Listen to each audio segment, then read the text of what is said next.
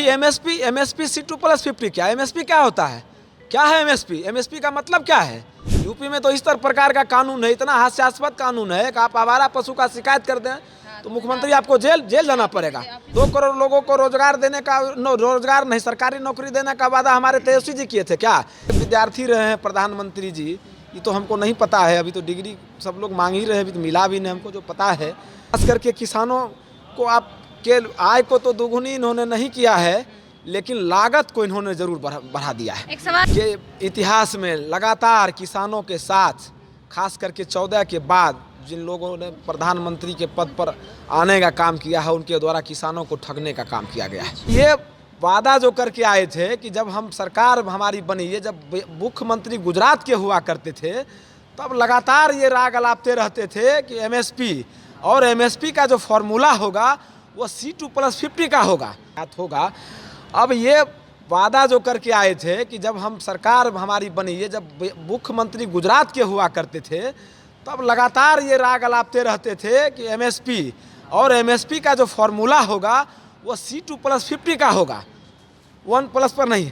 अब जब प्रधानमंत्री ये बन गए 14 में, वादे तो कई के हम किसान से ही संदर्भित मुद्दों पर हम आपसे अभी बात कर लें, जब बने उनके उसके बाद अब ये बताएंगे कि किसानों के आय को दोगुनी करेंगे और महंगाई को निचले स्तर पर लाने का काम करेंगे। यही वादा था मुख्य रूप से। इसी में सारी चीज़ें निहित है, इनके स्वार्थ भी निहितार्थ है, उनके निहित है। तो उन वादों में अब क्या कि किस गणित से किस विषय के विद्यार्थी रहे हैं प्रधानमंत्री जी, ये तो हमको नहीं पता है। अभी तो डिग्री सब लोग मांग ही रहे हैं, अभी तो मिला भी नहीं हमको। जो पता है, लेकिन किस गणित से ये किसानों के लिए महंगाई को कम करेंगे? डीजल का भाव आसमान छू रही है, जब अंतर्राष्ट्रीय स्तर पर कच्चे तेल का जो कीमत है सस्ते इतने दरों पर है, उसके बाद आप इस तरह से लूट रहे हैं, लोगों के जेब से पैसा निकाल रहे हैं। खास करके किसानों को आपके आय को तो दोगुनी इन्होंने नहीं किया है, लेकिन लागत को इन्होंने जरूर बढ़ा दिया है। एक सवाल करना चाहेंगे चंदन जी, जितने भी जिला से जो लोग आए थे किसान प्रकोष्ठ के, उनकी समस्याओं को सुनकर क्या लगा कि बिहार में अभी किसानों को कितनी समस्याएं हैं?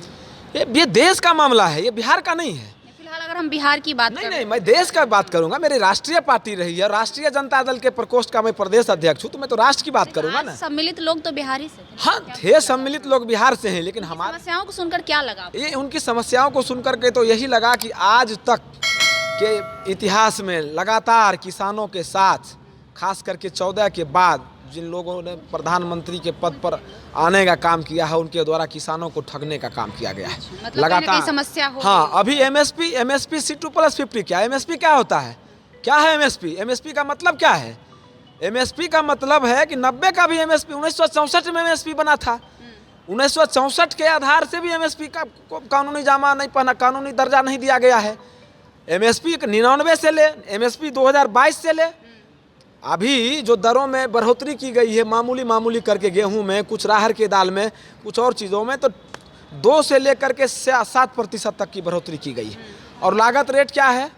8.9 है, 9% का लागत है। और बढ़ोतरी आप 7 से 9 कर रहे हैं, कैसे दोगुनी कर रहे हैं आप? किसान तो घाटे में जा रहे हैं ना। किसानों के लिए कौन सा कानून बनाया गया है? आवारा पशु उसके खेत को खा जा रहे हैं, उसके फसल ओलावृष्टि में नष्ट हो जा रहे हैं। कोई कानून है? यूपी में तो इस तरह प्रकार का कानून है, इतना हास्यास्पद कानून है कि आप आवारा पशु का शिकायत कर दें तो मुख्यमंत्री आपको जेल जाना पड़ेगा। ये क्या है? ये इससे और बड़ा और दुर्भाग्य कृषकों के लिए क्या हो सकता है? तो हम लोग इन तमाम चीज़ों को लेकर किसानों के ही हित में समीक्षात्मक बैठक था। इस बैठक के पश्चात छठ पूजा के बाद हम लोगों का पूरे बिहार का कार्यक्रम मोतिहारी से, जहाँ से देश आज़ादी की शुरुआत हुई थी, जिन लड़ाई को महात्मा गांधी जी ने लड़ने का काम किया, वहाँ से हम लोग उस जिला से शुरुआत करते हुए बिहार के अंतिम जिला से लेकर अंतिम प्रखंड से लेकर अंतिम पंचायत, हमारा मानना है कि वार्ड स्तर तक हम लोगों से रूबरू होंगे। जो नोटेड पॉइंट होंगे वहाँ से किसानों का जो असली मुद्दा होंगे, जो जेन्युइन समस्या है, उस समस्या को नोट करेंगे और माननीय मुख्यमंत्री को हम पत्र समय दर समय लिख करके उससे अवगत कराते हुए उस पर हम किसानों को लाभान्वित कराने का काम जो हमारी सरकार से हो सकता है। लेकिन किसानों को समुचित लाभ तभी मिलेगा जब केंद्र सरकार चाहेंगे।